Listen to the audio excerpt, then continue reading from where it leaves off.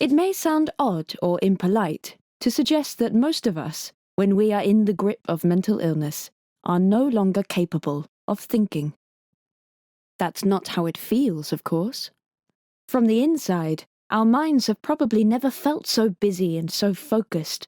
From the moment we wake up in panic and self-disgust, we are ruminating, pondering, exploring catastrophic scenarios, scanning our past, attacking ourselves for things we have done and not done, questioning our legitimacy, talking to ourselves about how repulsive we are, paying attention to strange voices recommending that we are evil and sick and headed for the worst, and wondering how and whether we should kill ourselves.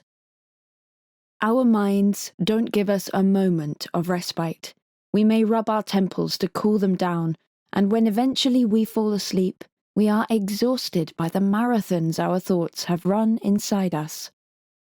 Nevertheless, we may still want to insist, for the kindest and most redemptive of reasons, that we have not been thinking at all, that none of this hive of activity deserves the title of thinking.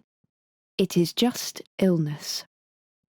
To be mentally ill is to be swamped by secretions of fear, self-hatred, and despair that, like surging seawater through a pumping station control desk, knock out all our higher faculties, all our normal ability to sensibly distinguish one thing from another, to find perspective, to weigh arguments judiciously, to see the wood for the trees, to correctly assess danger, to plan realistically for the future, to determine risks and opportunities, and, most importantly, to be kind and generous to ourselves.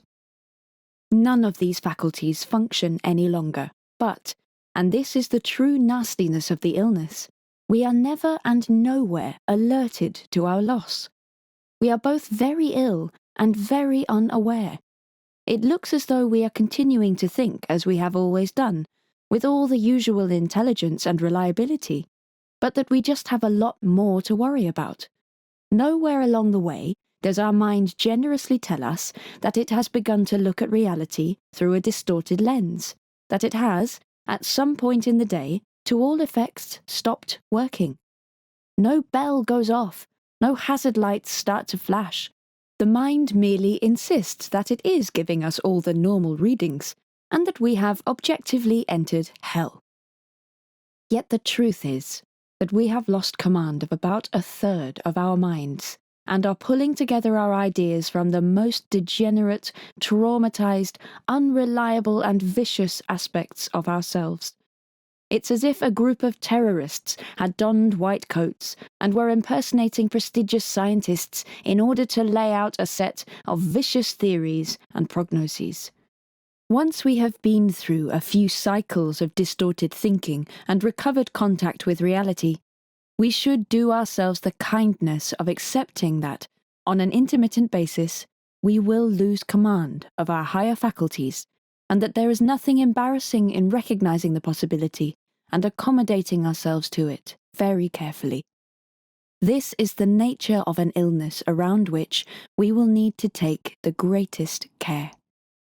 We should start to get better at detecting when illness might be drawing in on us, what the triggers for it might be. Then, when it is upon us, we should do and decide nothing.